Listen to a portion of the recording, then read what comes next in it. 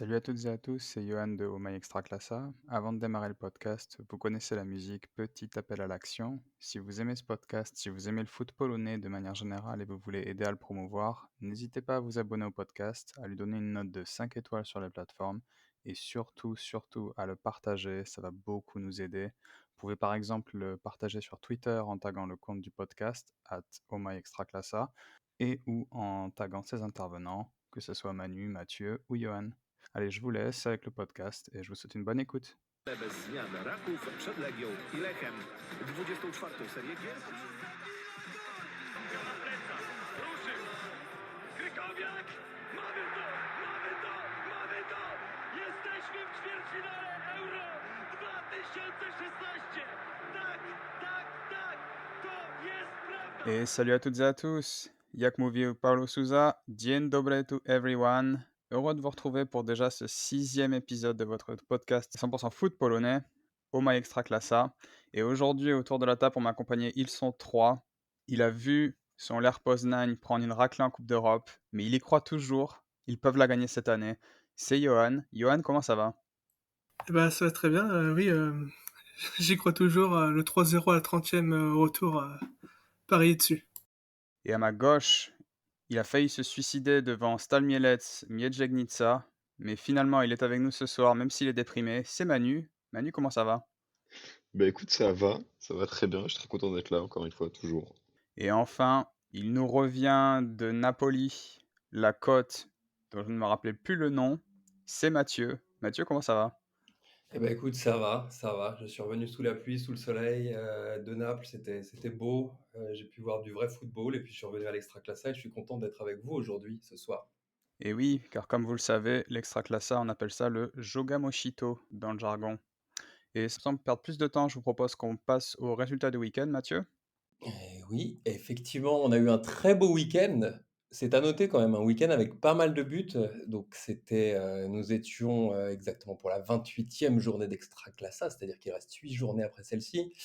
On a commencé tranquillement le vendredi avec un petit Varta Schlansk, 3-1 pour le Varta à domicile, le Schlansk qui s'enfonce, je pense qu'on en reparlera par la suite. Le Zagłębie Lubin, après encore vendredi, qui a à domicile perdu contre le Górnik Zabrze, qui se relance un peu dans la course à la non-relégation. Le samedi, on a eu un Cracovia Radomiak Radom 3-0 du Cracovia. Première victoire du Cracovia depuis février, hein, il me semble. Une belle victoire face à Radom qui est en chute libre.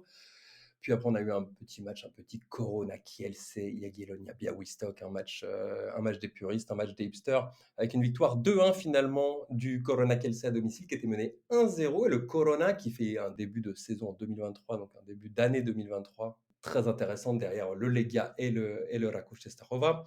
Le Leria qui a fait un match incroyable selon Johan, mais qui a quand même perdu 1-0 contre le Pogogne à domicile, le Leria qui joue à domicile, et qui s'enfonce encore plus dans la zone de relégation. Ça va être très difficile pour le Leria, je pense qu'on en reparlera. Dimanche, on a eu notre super dimanche, notre super Niedziela ensemble. Donc le Piast Gliwice qui s'est imposé 1-0 à domicile face au Wisła Płock, un Piast Gliwice qui va très bien depuis le changement d'entraîneur et donc maintenant qui est Vukovic qui est l'entraîneur du Piast, alors que le Wisła Płock c'est un peu plus compliqué, mais ça va quand même un petit peu mieux malgré cette défaite. Le Raków Częstochowa qui jouait contre le Widzew toujours dimanche avec une victoire 2-0 de Raków, une victoire qui scelle presque quasiment le titre de champion, sachant que dans le super match, le classique du dimanche soir, le match attendu par toute la Pologne et toute l'Europe, parce que le vrai classique, c'est pas Paris-Marseille, c'est Legia-Ler ou Ler-Legia, un match dont on reparlera, et finalement un match nul 2-2, un match qui n'était pas nul du tout sur le terrain, et on en rediscutera encore une fois.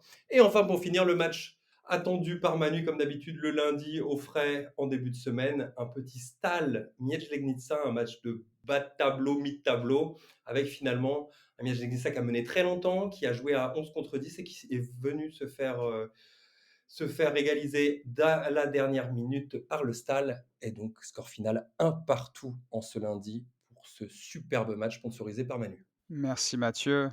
Faut savoir d'ailleurs que le classique, d'après Manu, c'est Stal Mielec, Miedźegnica, hein, c'est pas les galères. Et d'ailleurs, en parlant de Manu, vu qu'il nous a fait un magnifique thread sur Twitter sur les noms des clubs, il a insisté pour vous présenter le classement.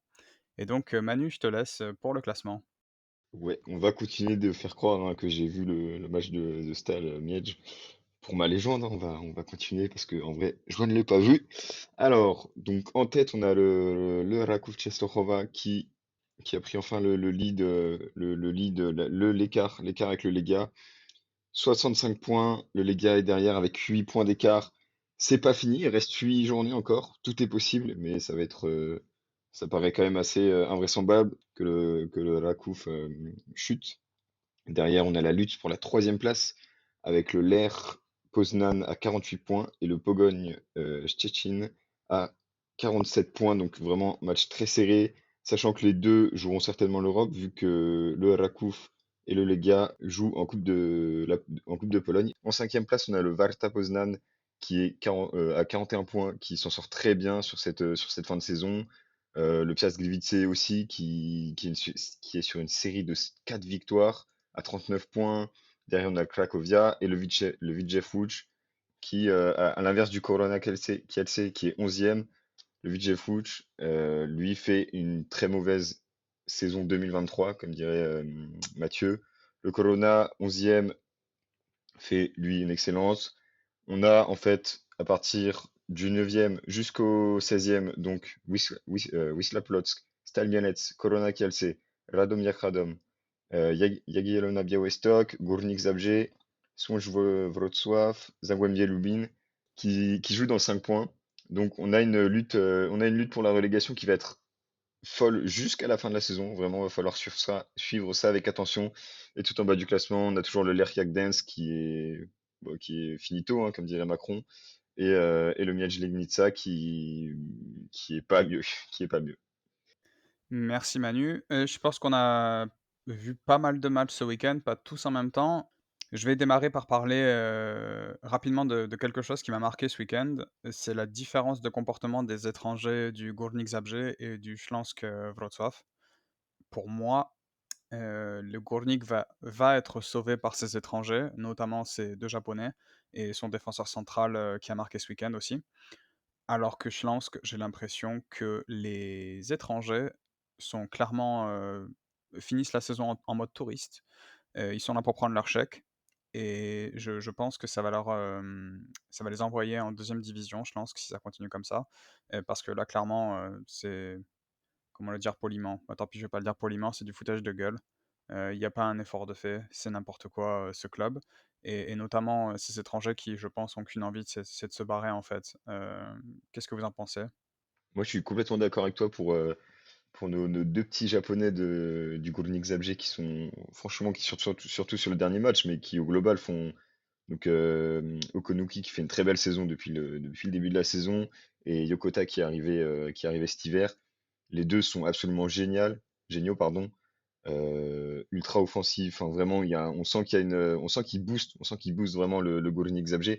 Même si moi, je suis quand même un défenseur du Górnik en général. Je trouve qu'il y a quand même une belle équipe. Évidemment, là, pardon, Urban a fait jouer Kravchik en pointe. J'ai pas trop compris parce que pour le coup, il a détruit le match, hein. Mais je suis complètement d'accord avec toi pour les Japonais de Górnik. Pour le Śląsk, j'avoue que je n'ai pas vu le match. Alors, je laisse quelqu'un en parler. Mathieu, je crois que tu as vu le match de Śląsk? Oui, enfin, j'ai vu le match de Schlenz, j'ai regardé un petit peu effectivement avant de sortir. Mais je pense que vous avez raison sur les étrangers et j'irai même plus loin sur le Schlenz parce qu'on parle un petit peu de ces clubs, on parle de ces matchs un petit peu compliqués du bas de classement. On va en parler dans les matchs de la semaine prochaine. Il y a énormément de matchs sur le bas de classement. Et je vais vous donner des noms de clubs comme ça, juste au hasard, hein.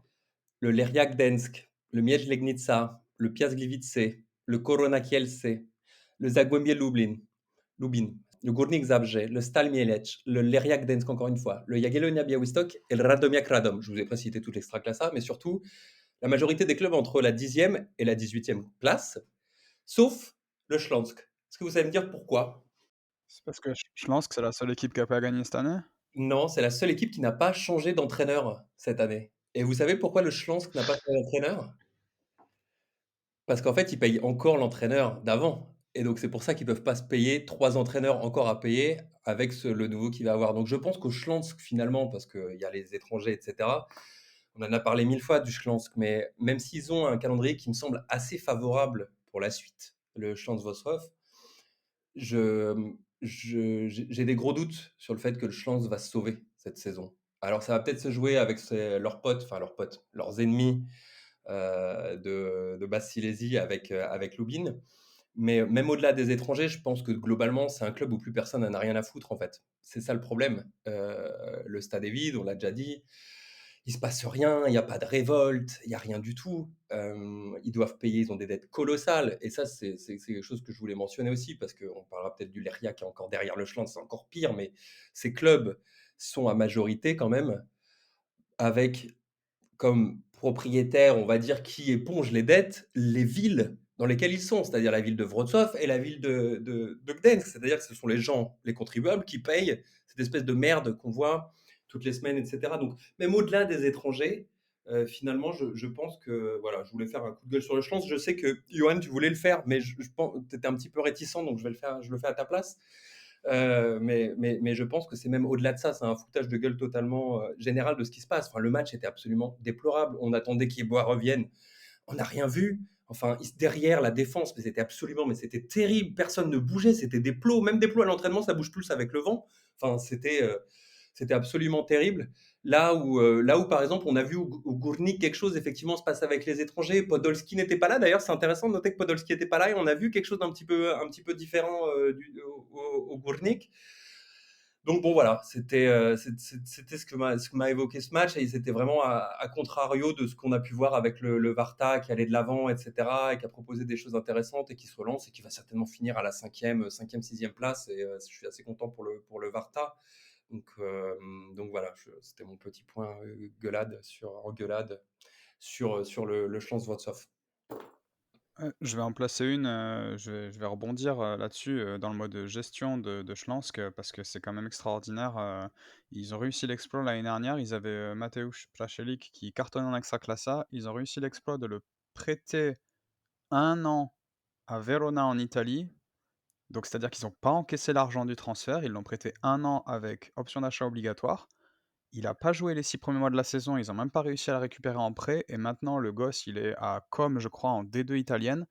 Pendant que Schlansk n'a toujours aucun créateur dans leur équipe. C'est magnifique, c'est la gestion, je sais même pas, là, il faut inventer des mots parce que c'est grotesque. Ils ont des dettes, ils ont même pas ils l'ont même pas vendu, ils l'ont prêté avec option d'achat obligatoire 1 an plus tard. Et j'aimerais bien savoir encore qui a pris les commissions là-dessus parce que ça, enfin, bon bref, je vais pas aller plus loin parce que Mais comme j'ai dit, tu parlais des Japonais en plus, et on a en mémoire quand même, bon, ça date un peu maintenant, on en a parlé ensemble, mais des joueurs comme Morioka, par exemple, en meneur, etc., en dynamiteur un petit peu au milieu, qui était au Schlanz, qui est après parti en Belgique. Mais là, on a vraiment l'impression, et vous aviez raison, hein, Manu et Johan, que les choix qui ont même été faits sur les étrangers, qui sont arrivés dans le club, c'est des choix, mais on prend un joueur parce qu'on en a entendu parler ou parce qu'il n'y a aucune cohérence, il n'y a aucune cohésion, il n'y a rien qui se passe. À défaut d'un Rakov Cestarova, on peut faire de temps en temps, par exemple, le procès du Rakov Cestarova. Oui, il n'y a pas assez de Polonais. Effectivement, pour moi aussi, je pense qu'il n'y a pas assez de Polonais, des fois, au Rakov Cestarova, qui devrait être un club qui promeut un petit peu plus le foot polonais. Mais on sent que les mecs sont choisis quand tu prends des étrangers, etc. Tu vas pas prendre que des mercenaires, tu vas chercher des joueurs qui s'intègrent dans ton projet. Mais là, il n'y a rien. La direction, c'est absolument inexistant. La direction sportive est inexistante. D'un point de vue d'entraîneur, il se passe rien, absolument rien. Enfin, c'est calamiteux, c'est calamiteux. Alors, ils vont peut-être être sauvés parce que Lubin va pas très bien. Ils ont viré Stokovic pour mettre qui a Lubin maintenant. Je me rappelle même pas de mémoire. Ça se passe à Fornalik. Fornalik, ouais. C'est dommage d'ailleurs de mettre Fornalik dans le bourbier et dans cette merde. Mais je suis pas sûr qu'il va réussir à les sauver à Lubin. Donc je pense que peut-être ça va jouer entre ces deux-là, mais c'est absolument terrible. ouais, mon commentaire sur les étrangers de Schlansk vaut aussi pour Lubin, hein. J'ai l'impression qu'à Lubin, les étrangers en ont rien à faire et s'ils se sauvent, ce sera grâce à leur, centre de formation, je pense, Lubin. Manu, je sais Ah, que ah, lui, mais, ah, il mais est en formation donc très, très clairement, si t'as vu le match, bah t'as vu le match. Tu vois très bien que bah, c'est nos deux petits favoris du podcast, hein. C'est Pienko et Wakome qui font le match, hein, de Lubin. C'est quasi les seuls à se battre.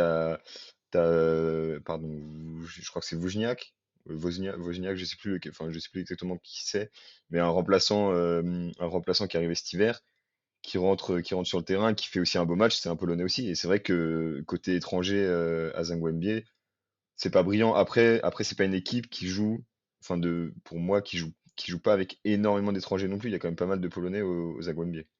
Mais c'est vrai qu'ils s'ils se maintiennent, c'est grâce à leurs petits jeunes. Et j'espère que s'ils se maintiennent pas, des clubs polonais qui resteront en Extraclasa vont aller les chercher parce que pour moi, Pienko et Wakome, il faut pas que ça joue en D2, quoi. Mais je pense qu'on a fait le tour pour la lutte pour le maintien. On va pas dire un mot de l'Eria parce qu'on va pas tirer sur l'ambulance. En plus, j'y vais ce week-end, donc On peut je dire un peux. mot, on peut dire un mot, on peut dire un mot du Léria, non? On peut pas non, non, je sais, c'est pas ma marotte, mais on peut dire quand même, 2-3 choses. Il se passe alors? Il veut y aller, il veut y aller. Non, Vas-y, Mathieu, vas-y. ils ont fait la forme. Libère-toi, libère-toi. Non, mais alors David Badia, extraordinaire, non? On a mis, Kaczmarek, on l'a sorti et cetera, ça fonctionne vachement bien. Enfin, non, pas du tout, ça marche pas du tout. Enfin, le Léria va descendre. Il y a rien. Vous parliez justement des jeunes joueurs qui vont certainement après être pris par d'autres clubs et surtout aux Zagłębie, parce que c'est vrai, effectivement, l'académie du Zagłębie Lubin est vraiment une très très bonne académie en Pologne, certainement l'une des meilleures. Va peut-être y avoir quelques deux trois jeunes aussi qui vont partir du Léria, certainement. J'ai vu qu'il y en avait deux trois dans le viseur de Rakouf, et ça serait plutôt intéressant. Mais c'est absolument terrible. Alors je sais que Johan, on en parlait un petit peu déjà dans les matchs avant, mais t'avais vu un petit peu le match, tu trouvais que le pressing n'était pas si déconnant, etc. À la fin, ça reste une défaite. Je trouve pas dans cette équipe, putain, t'es l'Eriak Tensk. C'est-à-dire qu'au bout d'un moment, qu'est-ce que tu fais à 26 points à cette place? Genre, c'est scandaleux, c'est dramatique. C'est dramatique dans un stade vide, avec personne. C'est absolument dramatique et il y a aucune envie de s'en sortir, et cetera. C'est pareil, c'est de l'amoncellement de mecs comme ça qui viennent d'ici et là. Tiens, oh, bon, j'ai croisé un Slovaque là, j'ai pris un Ukrainien par là, et puis là, il y avait un mec qui passait. Oh putain, Terrazino, c'est vrai, de la saison dernière, il est encore là, on va le faire jouer. Enfin, ça n'a aucun sens. Enfin, il y a rien. Et tu prends un mec avec aucune expérience, comme David Badia, pour essayer de te sauver d'une situation absolument horrible. Enfin, ça marchera pas. Mais par contre, là où on pensait qu'un autre club était un peu, pas dans l'esprit du Lérien, mais qui était vraiment dans le plus profond, avec le Corona Kielce, et ben le Corona Kielce a fait un changement intéressant. On n'en a pas parlé la dernière fois, je vais en parler juste 20 secondes, je le fais comme ça. Le Corona Kielce a pris son entraîneur, Kamil Kuzera, qui était l'ancien entraîneur des U18 quand le Corona a gagné la Gambardella. Je ne sais pas si vous vous rappelez, peut-être pas en 2019, il me semble, par là, Ouais, 2018, bien 2019. sûr. Manu le connaît personnellement d'ailleurs. Non mais, non Je, mais j'en ai, je l'ai en mémoire, encore. vous êtes vraiment. Non mais ils avaient. Alors j'ai plus les. Il y avait qui déjà? Bon, bref. Et en fait, ils ont fait confiance à un mec du cru. Le mec, il est passé de la Gambardella entraîneur des U18, donc à assistant, puis après il a fait de temps en temps aussi l'intérim, etc., mais en restant assistant. Et maintenant il est là, et finalement on voit le résultat. Et je pense que c'est un gros problème en Pologne. On voit des noms, soit un peu bizarres, qui reviennent, etc., tout le temps. Ça tourne, les entraîneurs tournent. On a vu là Bartoszek maintenant qui est reparti à Kotwica Kołobrzeg, je ne vais pas en parler, mais bref, ils ont gagné, donc c'est très bien pour eux. Je suis content vraiment pour eux, bravo. Et des entraîneurs qui viennent un peu de nulle part. Après, j'ai un peu plus. J'espère que par exemple Constantin Galca ou Galța, je sais pas comment on prononce en roumain, va essayer de faire quelque chose avec Radom. Mais voilà, les clubs sont gérés d'une manière absolument terrible. Et donc, au moins, le Corona est un peu géré d'une manière un peu plus logique. Mais le Leria, le Schlandsk, enfin, c'est absolument terrible. C'est terrible. Voilà. Mais pour moi, de toute façon, le Lerkia, sa saison se résume à une seule chose, c'est 11 de départ, moyenne d'âge 30 ans. C'est tout. Ça n'a pas changé de la saison. Ça a Hmm. été tout le temps quelque chose. Pour moi, ça s'arrête là, en fait. C'est des vieux, c'est des mecs qui ont leur salaire, leur giga salaire, ils sont là, ils terminent leur carrière, ils en ont rien à faire. Et pour moi, c'est juste ça. Pour moi, le Leria, c'est ça. C'est une équipe qui est horrible, pas sexy, y a rien. Même la com du club, je la déteste, franchement. Horrible, horrible. Ce club doit se renouveler, mais dans tous les sens du terme. Mais c'est terrible parce qu'ils vont descendre. Et qui c'est qui va payer la note? Ça va être les gens de Gdańsk. Et c'est ça qui est absolument Oui, terrible. bah écoute, grâce au nouveau couloir, je sais plus où, là, on va gagner de l'argent, ils vont être heureux. Le nouveau truc, là, je sais plus comment ça s'appelle, mon père en était très fier. Ouais, ça va être. Non, mais ça va être. Moi, je comprends pas. Il y a des choses que je comprends pas. Enfin, avec les budgets du Leria, avec le budget du Slansk, avec le budget du Gournik. Mais qu'est-ce que fout le Gournik en fin de classement? Qu'est-ce que fout le Gournik en fin de classement? On a le Varta qui est cinquième, le Varta Poznan. Le Varta Poznan, c'est le budget de Romorantin. Bon, j'exagère un peu, mais presque, quand ils étaient en deuxième division. Et moi, ça me désole. Le foot polonais me désole de temps en temps comme ça. Je vous remercie, déjà parce que du coup, je vais me faire refuser à l'aéroport ce week-end à Gdansk et je vais me dire: «Non, non, toi tu passes pas». Donc ça, c'est la première des choses. La deuxième, c'est que donc, messieurs, dames, ces 20 minutes de rage, sur la lutte pour le maintien, vous sont proposées par l'Extraclassa. Sur une note plus positive, je vous propose qu'on parle du haut du classement, puisque donc Leria a perdu face à Pogoń. Pogoń qui reste quatrième, comme Manu l'a dit tout à l'heure, avec 47 points. Un petit point derrière l'Air, puisque l'Air est allé faire match nul ce week-end à Legia, de partout. Je propose que Johan, tu commences direct à nous donner ton point de vue, parce que je pense qu'on a au moins 3 points de vue différents, le tien, le mien et celui de Mathieu. Eh ben, moi déjà, c'est un bon match nul, je trouve. Parce que vu qu'on a commencé le match, c'était pas gagné. Je pensais vraiment que à la mi-temps, il y aurait peut-être 2 ou 3-0 pour le Lega. Donc le fait qu'il y ait eu qu'un 0, ça nous a permis de rester dans le match. J'ai cette image, peut-être vers la 20e. Il y a un attaquant du Lega qui est au milieu des défenseurs centraux et ils nous ont vraiment, vraiment beaucoup bloqué à la relance. Après, grâce à Souza, il nous a permis de revenir à égalité et même de passer devant. Puis après, on a commencé à lâcher petit à petit. Et puis il y a ce but à la 83e ou 87e, je sais plus, qui réduit notre victoire à néant. Mais vu le début de match, c'était quand même un bon match nul pour nous. Ouais, je suis assez d'accord avec toi, sur la partie, où tu dis que c'est un bon match nul pour l'Air.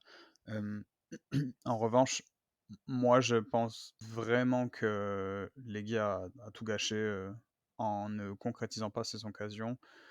Je pense qu'en première mi-temps, comme tu l'as dit, il doit y avoir, 2-3-0 pour Leguy, facilement, avec plus de soin apportés à la finition et notamment par, Mouti, qui malheureusement, quand il est pas très bon, il met des frappes de dingue et puis, quand il est super bon, il frappe comme un enfant de 5 ans. Donc c'est un peu dommage. Néanmoins, moi j'ai et là je sais que Mathieu, tu vas intervenir après, là-dessus. Moi, j'ai pas trouvé que c'était un niveau de dingue. J'ai trouvé ça intéressant, mais par rapport aux légués à la coupe, j'ai quand même trouvé que c'était un bon niveau en dessous. Intéressant d'ailleurs à noter que Luniaic avait mis un plan complètement différent de face à la COUF. Les positions des joueurs étaient très différentes et le pressing aussi était vraiment différent. Et donc ça, c'était intéressant parce qu'on voit qu'il n'a pas qu'un seul plan de jeu et que même si les joueurs sont les mêmes dans la compo, il arrive derrière à demander des choses différentes aux joueurs. Euh, Moi, je pense qu'on en parlera après de l'ère en Coupe d'Europe. Je pense que Ben Benalek, il a retrouvé ses bras vendredi parce que jeudi, il les avait perdus. Et puis dimanche, bizarrement, bah, il a tout arrêté, quoi. Donc j'étais un peu dégoûté. Et Mathieu, je vais te laisser la parole parce que toi, t'es plus dithyrambique que moi sur le niveau du match. Non, je vais pas. Non, non, on n'était pas sur le match comme sur le match face à Rakouf. On était sur un match, je pense, qui était un bon classique. On en a eu des classiques de merde hein, dans le passé, c'est arrivé. Là, on a eu un match qui était quand même intéressant dans l'envie, dans le style, dans l'entertainment, on va dire. Je pense que c'était une bonne publicité globale pour l'Extraclassa. Après, on a vu des trucs un petit peu rigolos avec les deux joueurs du LER, par exemple, qui se marchent dessus sur une contre-attaque, ce genre de choses. Bon, voilà, c'est l'extra-classa, mais globalement, on était sur un match qui était plutôt intéressant à regarder. Si tu étais neutre, c'était un match qui était plutôt cool, ça allait d'un but à l'autre, il y avait des choses qui se passaient sur le terrain. Souza fait un très beau match, Alfonso Souza. Va pas rester longtemps à Poznan. Hein, faudra voir ce qui se passe cet été. Mais les deux sur les côtés, Showek et Mladenovic, ont fait un très bon match aussi. C'était vraiment très intéressant. Et tu vois, ça fusait sur les côtés. C'était plutôt intéressant côté Legia. La première mi-temps, elle est plutôt très très bien maîtrisée. Il y a un bon Bartosz Kapustka, hein, de mémoire aussi, durant la première mi-temps. Ça a un peu baissé de rythme en début de deuxième mi-temps. Mais c'était quand même un match globalement qui était intéressant à avoir joué. On va pas parler de Michael Ishak parce qu'on veut froisser personne. Je rappelle juste qu'il a gagné aucun duel pendant le match. Voilà, juste pour mettre tout. Hélène avait gagné un contre la Fiorentina sur les 8 qu'il avait joué. Donc on sent qu'il est dans une très très mauvaise passe en ce moment et ça se voit. Mais non, c'était un match, un bon match d'extra-classant, un match qui fait plaisir. Tu finis le dimanche, tu te dis putain, lundi, il faut que tu retournes au travail, il faut que tu te réveilles tôt, il faut que tu mettes le réveil. Si tu as plus de Legia, l'air comme ça le dimanche soir, bah, tu le fais peut-être avec un petit peu plus de sourire de mettre le réveil. Voilà. Donc c'était un match qui était plutôt cool et intéressant. Et encore un but du nouveau Milan Barros, Thomas Peckart, toujours là, hein, toujours là, lui, à contrario de Ishak. Mais, euh, mais c'était plutôt un match cool, encore une fois. Donc c'était vraiment agréable à regarder, même si c'était pas un niveau de dingue comme on a pu voir par le passé. Et pour les auditeurs fidèles du podcast, de toute façon, vous saviez ce qui allait se passer, puisque on avait annoncé que l'air allait être fatigué et allait opposer aucune résistance à Legia. Moi, j'avais dit qu'Afonso Sousa n'avait pas assez de présence dans la surface, donc il marquait pas. Vous saviez tout ce qui allait se passer, tout ce qu'on a dit s'est passé exactement l'inverse. Donc les connaisseurs, j'ai envie de dire, comme d'habitude. Et en parlant de connaisseurs, on va passer à la Coupe d'Europe puisque, je me souviens que j'avais dit que la Fiorentina mettait jamais de branlée en Coupe d'Europe, que c'était toujours très serré. Hem et donc Johan, tu étais au stade et malheureusement, on a vu un match, pas si disputé qu'on aurait aimé. Malheureusement non, bah il y a que la première mi-temps où on y a cru un peu. Mais la deuxième mi-temps, ouais, on s'est carrément écroulé. Déjà, sur le premier but de la Fiorentina, bah, c'est un but un peu casquette, hein, le ballon qui rebondit sur le poteau dans le dos du gardien, puis il y a le seul attaquant de la Fiorentina qui est là au bon endroit au bon moment. Après nous, Velde nous remet dans le match un but que je pense bien 95% du stade n'a pas vu, parce qu'il y avait le club avait prévu de faire l'action, faire le Poznań, donc en gros se mettre dos au terrain et sauter. Et c'était prévu à la 19e minute et 22 secondes, donc l'année de création du club. Et Velde a eu la bonne idée de marquer à ce moment-là, donc personne n'a vu le but. Et puis sinon, après le reste du match, en deuxième mi-temps, la Fiorentina a bien commencé à cette deuxième mi-temps, et puis en 20 minutes, ils en avaient mis deux, et puis nous derrière, on a on n'a pas réagi, on était complètement hors du match. Le dernier but d'Ikoné, mais il a pas de défenseur sur lui. Il avance tranquillement au milieu, depuis le milieu du terrain. Il arrive entrée de surface, il tire et il n'y a aucun joueur qui a eu la bonne idée de se mettre devant lui. Donc voilà, ça fait 4-1 au final pour la Fiorentina. C'est logique, suivez le match, mais à la fin de la première mi-temps, on avait encore de l'espoir d'y croire, de possiblement revenir au moins à 2-2, puis après voir ce qui allait se passer, mais ouais, ça va être compliqué au retour. Mais j'espère toujours que la Fiorentina fera tourner et qu'à la 30e minute, on gagnera 3-0. Ouais, même si le match était bon, la Fiorentina était meilleure, il y a pas de souci, je pense que comme on en a discuté pendant le match, par texto, je pense que l'air était vraiment très, très, comment dire?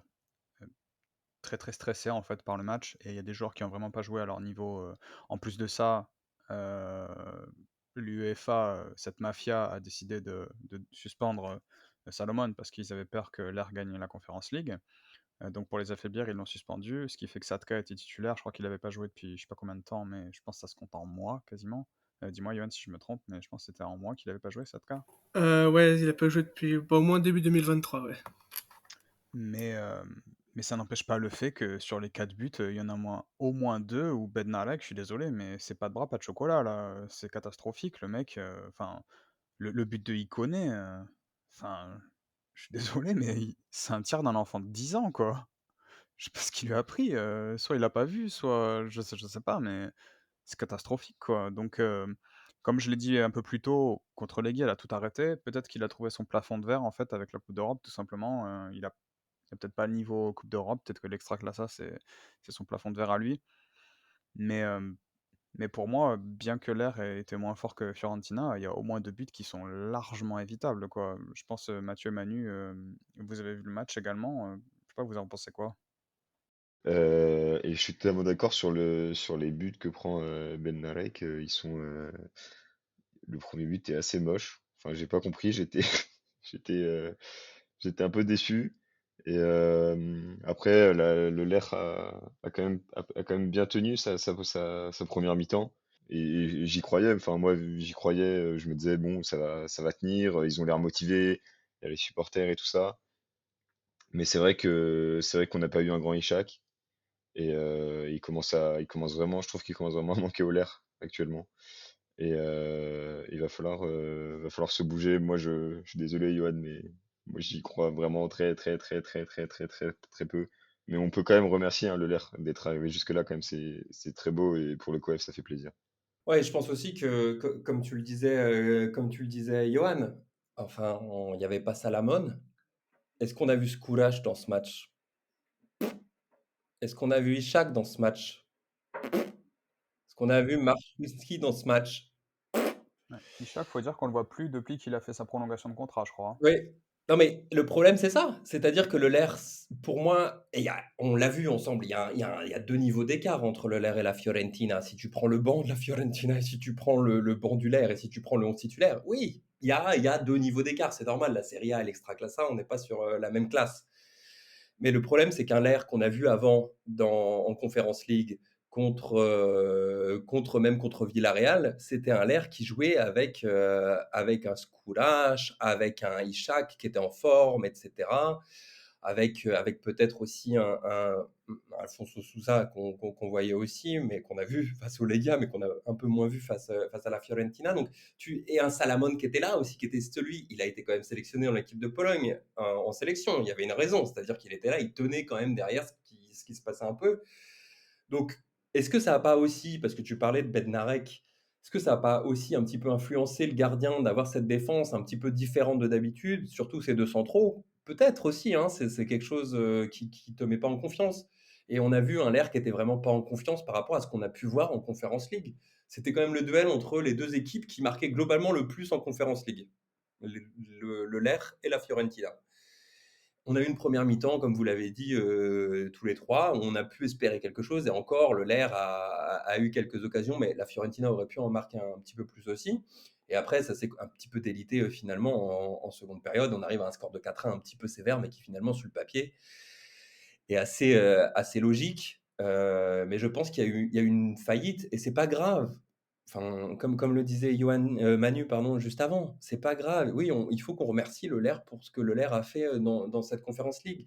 C'est très bien, ça fait de l'oseille. Et l'oseille, c'est important. Ça fait des points coefficients UEFA, des points importants, même pour les supporters du Legia qu'on peut avoir dans ce podcast, parce que c'est important aussi, parce que si on gagne plusieurs places, au bout d'un moment, peut-être que même la première place sera à un moment donné, en 2024, on pourra aller en Ligue des Champions, par les tours préliminaires, bien sûr. Mais voilà, mais globalement, il faut remercier le LER pour ce qu'ils ont fait. C'est pas fini. Voilà, remercions-les pour toute cette joie qu'ils nous ont donnée, parce que on n'en a pas eu beaucoup ces dernières années quand même, hein, en Coupe d'Europe, avec les clubs polonais. Donc merci. Merci à Johan, toi qui étais au stade aussi, pour ça. Et puis voilà, vous allez, le LER, enfin vous allez, en parlant Johan, mais le LER va certainement finir 3e, va retrouver encore un petit peu la Coupe d'Europe. On espère qu'ils vont pas vendre trop de gens. Et que ça va bien se passer, même si je pense que vous allez perdre beaucoup. Enfin, quand on parlait de Skoulash, de Marfinski peut-être, de Sousa, c'est quand même des joueurs importants qu'il faudra peut-être certainement remplacer. Mais bon, voilà. En tout cas, merci beaucoup pour Oler Poznan pour cette saison en Coupe d'Europe. Ouais, on l'est beaucoup. Je pense qu'on peut peut-être faire Au début, j'ai pas compris. Je me disais, il va dire quelque chose, mais On l'est beaucoup. ah désolé, ça a coupé. C'est dommage.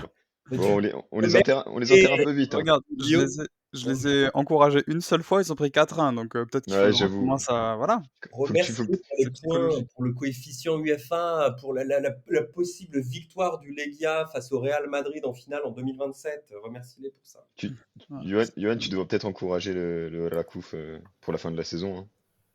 Ouais. ouais, Il y a la place, hein. ouais, ils vont en tout cas, c'est en coupe, ils vont mettre une branle à les gars, ça va être fabuleux.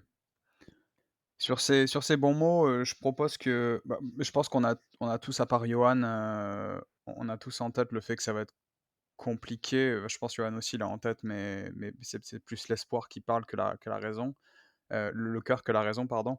Je propose qu'on passe plutôt, au match du week-end plutôt que de faire une analyse du match retour puisque 4-1 ça va être très, très, très compliqué de remonter donc je propose qu'on repasse à l'Extraclasa et pour le week-end prochain, on va essayer de vous trouver des matchs à vous conseiller.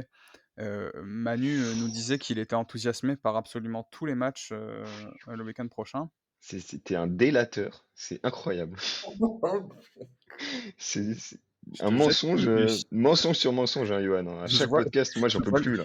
Il je joue vois le contre bus Moi, je qui? vais arriver, je te craquer, jette hein. dessus, Ah non, quoi. mais Je vais Legnesson craquer. fait un beau match, Manu. Legnesson, Je vais envoyer un tweet, là. Je vais chercher un remplaçant, hein. Le pauvre, hein. Non, mais en plus, on sait tous très bien que dimanche à 11h30, tu vas être devant Colonna Kielce Zagłębie Lubin. En plus, C'est pas franchement, parce que je suis devant le match que j'aime bien le match, ok? hem, non, mais pour les gens qui ont envie de regarder un petit match d'Extraclasa ce week-end, alors pour le coup, je pense que le Górnik Zabrze-Śląsk va pas forcément être magnifique en termes de niveau. En revanche, le En termes comment dire? d'importance Ouais, l'importance est au classement, extraordinaire, ouais. puisque l'équipe qui gagne peut envisager une sortie durable de la zone de relégation et surtout si c'est Górnik, alors que l'équipe qui perd va vraiment avoir la tête sous l'eau d'avoir perdu contre un concurrent direct et encore une fois, le Górnik, on peut dire ce qu'on veut, mais rien que pour les 2 petits japonais, franchement, regardez le match. S'ils sont sur le terrain, Mm, mm, mm. faut regarder le match. Il y en a qui vont peut-être aller se taper, Legia Gdańsk, Cracovia, peut-être au stade, Moi, on sait pas, j'ai, s'ils me laissent moi, passer l'aéroport. moi, j'ai la reco, le match favori de Mathieu, hein. Le petit midi 30 là, le dimanche, là. Le petit Corona Kielce Zagłębie Lubin. Ah, mais je vais Pas regarder. mal, ça, hein. Pas Non, non, mal, mais hein. Moi, j'aime alors, bien ça, hein.